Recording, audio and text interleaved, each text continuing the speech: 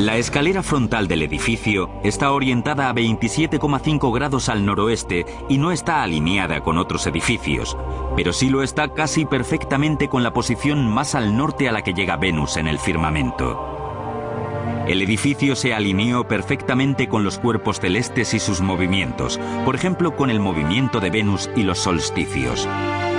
En la torre más alta del edificio se siguen conservando 3 aberturas, pequeñas, estrechas y situadas de forma irregular, pero están alineadas con los astros. En el caracol, en su orientación, en su peculiar situación, en la alineación tan rara que tiene, se nota que se centraron en los movimientos de Venus. Venus es un astro que parece moverse de forma variable en el firmamento, a veces hacia aquí, a veces hacia allá. El caracol parece querer ver a Venus cuando llega al final de sus movimientos. Estas agudas observaciones astronómicas permitieron a los mayas construir sus calendarios, los más exactos del mundo antiguo. Los mayas tenían 2 calendarios, uno ritual y otro solar, muy similar al que utilizamos hoy en día en Occidente. Los mayas calcularon que el año solar tenía 365 días. Sus cálculos sobre los movimientos de Venus y los eclipses de luna eran igualmente exactos. En solo 200 años, los mayas habían conseguido renacer tras la catastrófica destrucción de sus ciudades más meridionales. Pero ahora el norte se enfrentaba a un enemigo más peligroso, uno capaz de aniquilar a los mayas dejando sus ciudades intactas. En el siglo IX, las ciudades mayas clásicas desaparecieron misteriosamente, poniendo fin a la era de la prosperidad y el crecimiento.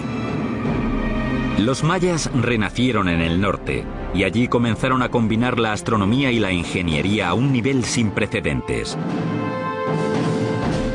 En Chichén Itzá, la obsesión de los mayas por el cielo dejó su huella en la arquitectura.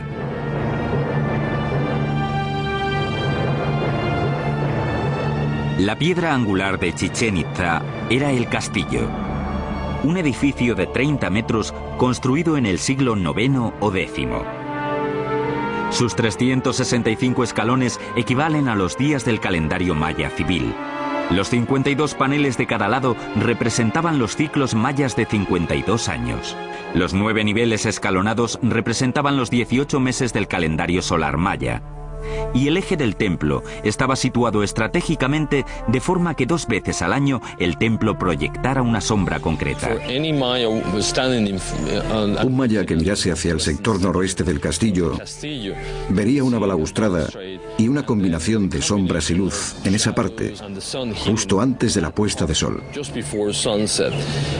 Se formaban varios triángulos de luz.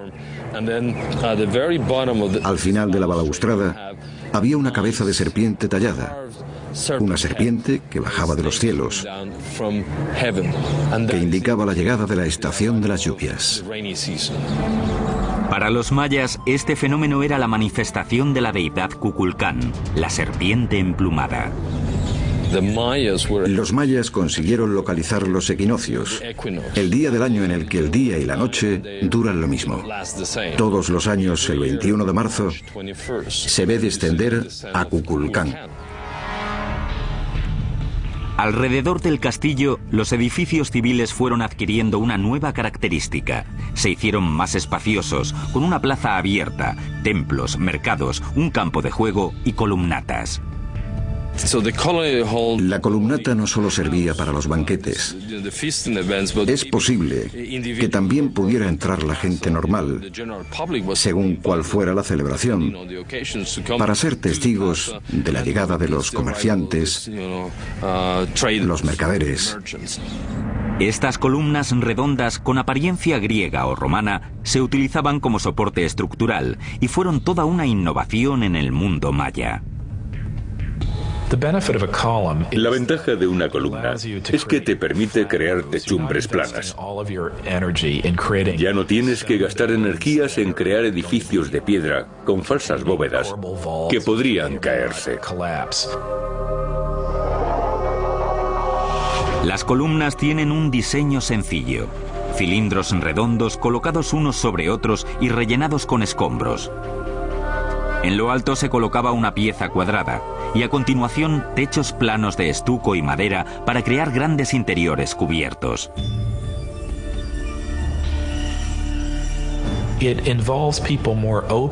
Permite que la gente participe más en la vida del edificio y en lo que ocurre en su interior. Eso no pasaba con las pirámides mayas del periodo clásico, que pretendían ser exclusivas. Eran un espacio al que poca gente podía acceder.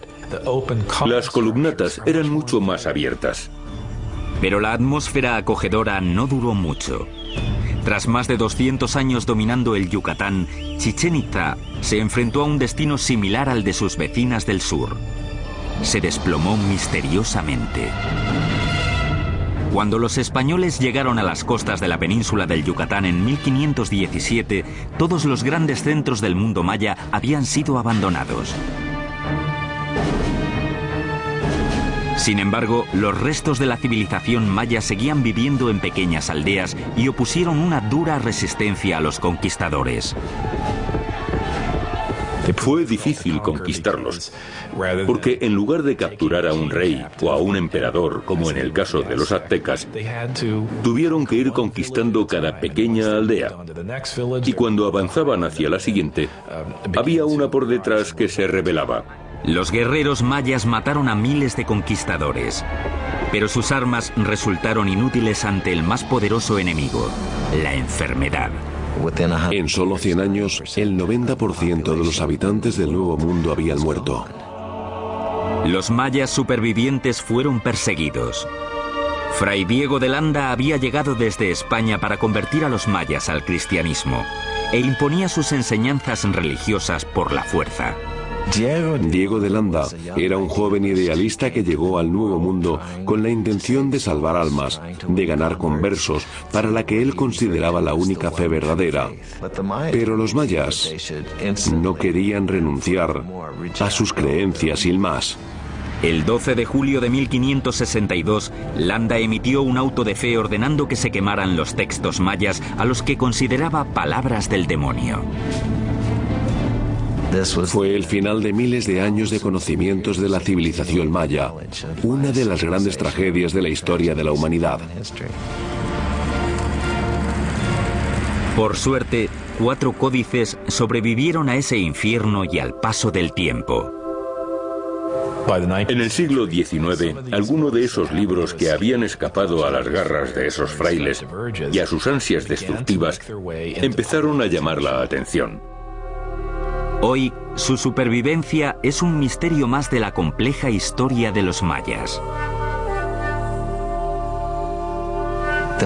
Que fueran capaces de conservar una civilización urbana en la selva durante 1500 años, frente a retos logísticos y de toda índole, es algo que debemos admirar y de lo que podemos aprender mucho. Si los mayas miraban al cielo desde la tierra buscando guía, ahora nosotros miramos a la tierra desde el cielo en busca de respuestas. Desde hace unos años, la NASA y la Universidad de New Hampshire experimentan con tecnologías de sensores remotos para intentar localizar ciudades todavía sin descubrir. Los montones de tierra cubiertos de árboles que aparecen en las lecturas podrían ser ruinas de antiguas ciudades, intactas desde hace siglos. Las respuestas a los misterios mayas podrían estar bajo nuestros pies. La arqueología maya aún está dando sus primeros pasos. Hay incontables ciudades, templos o asentamientos que aún no hemos excavado ni estudiado. Creo que estamos llegando a la edad dorada de la arqueología maya y creo que durante este siglo se convertirá en una de las civilizaciones antiguas mejor comprendidas. Sabemos que los mayas eran un pueblo innovador y creador, con una especial inclinación hacia la violencia. Pero, ¿cuál es el gran atractivo de los mayas? Porque generación tras generación nos hemos sentido atraídos por esa civilización tan sofisticada. ¿Por su arquitectura, con sus palacios y templos tranquilos? ¿O por sus intrincados jeroglíficos y su sistema de escritura? ¿O será por sus grandes conocimientos de astronomía y matemáticas, con el concepto del cero sin igual en la antigüedad? ¿O simplemente porque este gran pueblo levantó ciudades enteras, no solo aldeas o pueblos, sino magníficas ciudades, en medio de uno de los entornos menos hospitalarios del mundo? En las selvas que se encuentran entre Honduras y el Yucatán, hay literalmente cientos y cientos de asentamientos mayas intactos. Solo en Palenque existen 1.500 edificios en los que no se han realizado excavaciones, entre ellos templos más grandes que ese. Y si tenemos en cuenta los tesoros que todavía están por encontrar en ciudades como Tikal y Chichén Itzá, creo, y seguro que no soy el único, que el atractivo de los mayas, la verdadera magia y el misticismo de esa civilización se encuentran en los misterios que todavía siguen ocultos en el corazón de la selva. Peter Weller, para el canal Historia.